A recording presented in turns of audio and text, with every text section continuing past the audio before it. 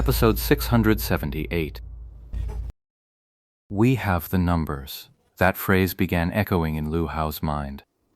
He figured Yi Chu wasn't brain dead enough to think 7 people counted as a numbers advantage. Now that he thought about it, those words carried a hidden meaning. Could it be that the experts around that guy had already logged in secretly to help him out?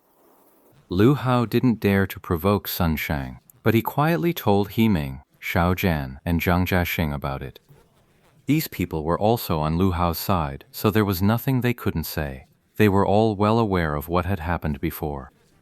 With that said, they understood at once. The 4 of them fell in around Sun Shang, subtly positioning themselves to shield him, ready to counter any ambush that might catch him off guard. Sun Shang, however, paid it no mind at all, charging forward at full speed. These weeds in his eyes had made him pay the price time and again. All he could think about was skewering every last one of them like a honeycomb. In the end, the 7 of them successfully burst out of that street. Behind them, Sun Xiang, boosted by his attributeless orbs, was a step ahead in speed and had already caught up to the tail end.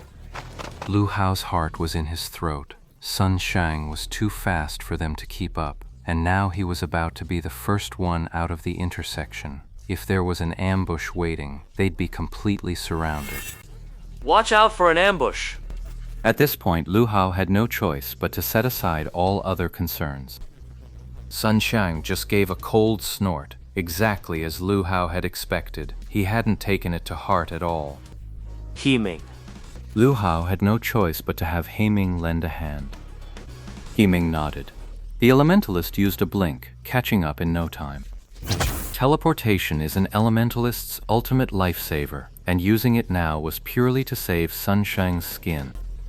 He Ming rushed forward and immediately cast a wall of ice at the entrance of the street. If there was an ambush here, this would buy them at least a moment's delay. Even if it got broken through, it would still give Sun Shang some warning. What are you doing? But Sun Shang just looked at him, puzzled, and asked, Watch for an ambush. He Ming dared not let his guard down. His eyes locked on the left end of the street, ready to cast a spell there at a moment's notice. Where's the ambush? Sun Shang's battle mage had already charged ahead, but no one emerged from the side streets. The 7 opponents walked straight ahead without turning, entering the house at the corner of the street. Laying an ambush in the room, huh? Lu Hao suddenly saw everything clearly and threw caution to the wind. Wait. Sun Shang completely ignored his shout and made straight for the room's door.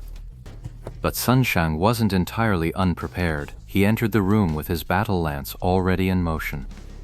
He Ming's elementalist turned around and made a helpless shrugging gesture toward the 3 charging in. Lu Hao was already seething with pent-up frustration. Sun Shang was just too arrogant. In his eyes, it wasn't just Zhan Luolan and his crew who were weeds. Lu Hao and his group were probably just as insufferably proud, yet they had no choice but to tread carefully around him. This torment gnawed at Lu Hao, and he almost spitefully wished that the moment Sun Shang stepped inside, he'd be blasted to pieces. Yet when Sun Shang stepped inside, nothing happened at all. Sun Shang, with his battle mage spear dancing like a flower, stepped inside. From the outside, everyone could see that nothing at all had triggered a fight. They've all run off! What the hell am I waiting for? Then came Sun Shang's furious roar, clearly beyond annoyed that Lu Hao had just called for him to wait. Lu Hao, however, was still trying to process what had just happened. He ran. He Ming had already followed into the room, and there, hanging brightly on the wall, was a window. The room was empty, Sun Shang already having leaped out through it. He Ming, follow him. Lu Hao heard this and kept tugging at his hair in frustration. He still couldn't tell if the other side was genuinely running or just faking it, and he had no way to judge. But if Sun Shang kept chasing like this, pulling further and further away from his team, then a genuine retreat would turn into a feigned one.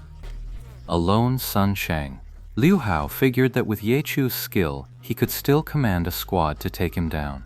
After all, that squad wasn't half bad. They weren't just some random weeds you'd find in any online game. He Ming was still at the window, peering out. he saw Sun Xiang's battle mage chase someone around a corner and vanish from sight. He Ming, just like Lu Hao, was a mix of frustration and anxiety. He was already halfway out the window when his eyes caught the ground below suddenly collapsing, and a figure shot upward like a rocket. Damn it. He Ming only had time for a single curse. What could a launched mage possibly do? There was simply no way to dodge. The only skill that might have worked, Blink, had just been used and was still on cooldown. That figure bursting out was naturally deception. The Earth Core decapitation strike erupted from the ground, slamming the half-in, half-out He Ming against the window frame, hanging him there like a rag doll. As deception landed, a noose had already looped around the neck of that mage who had been pinning He Ming. Then, with a swift backhand binding technique, he yanked He Ming completely out of the window.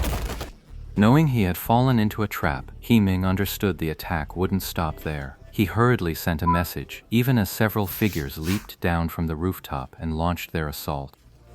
The berserker unleashed a ground splitter, and He Ming, who had just been thrown to the ground and was getting up, was immediately launched into the air again. He tried to quick recover, but the grappler's legs twisted around his neck mid-air, then spun and slammed him hard into the ground, face first. 3 cannon shells followed a pillar of fire, all sweeping across the fallen He Ming. He Ming finally understood it all. After the enemy had climbed out the window, only one of them ran toward the nearest intersection. The rest quickly leaped onto the rooftops. As for that ninja, he had used the earth-severing decapitation technique to burrow into the ground right beside the window. Sun Xiang would be the first to arrive. The enemy had already deduced that from how they pursued. He Ming was the second, and that had been obvious the moment he used instant movement.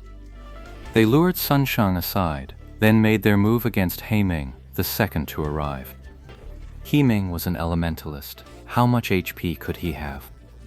And on top of that, he was using a random alt account with gear barely on par with the guild members. Ye Shu's crew could wipe out a full guild raid in seconds with their AoE, so taking down He Ming, an elementalist, was barely a challenge. He Ming tried to struggle, but the moment Lord Grimm landed and knocked him twice, he knew he was done for. Lord Grimm's level might be low, but right now he didn't need damage. Just keeping him pinned down was more than enough. For an elementalist surrounded and trying to escape, it's impossible without instantaneous movement. Unfortunately, his blink was on cooldown. He Ming could only hope for backup. The moment he heard Lu Hao's voice, his heart soared. He still had some life left, as long as his teammate could rescue him in time. Heaven's thunder, earth's flame. And then he heard that same thunderous skill again. The most used ability in this entire battle, now unleashed for the 4th time, hurled through the window and straight into the room. The lightning and flames erupted together, plunging the room into chaos. Even the window vanished from sight. Feeling his way to the window would probably take longer than backing out and climbing over the roof. He Ming knew he was done for this time.